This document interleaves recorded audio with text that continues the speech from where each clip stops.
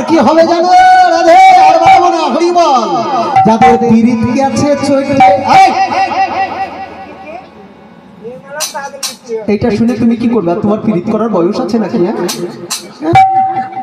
চেহারা দেখো পীড়িত করার শখ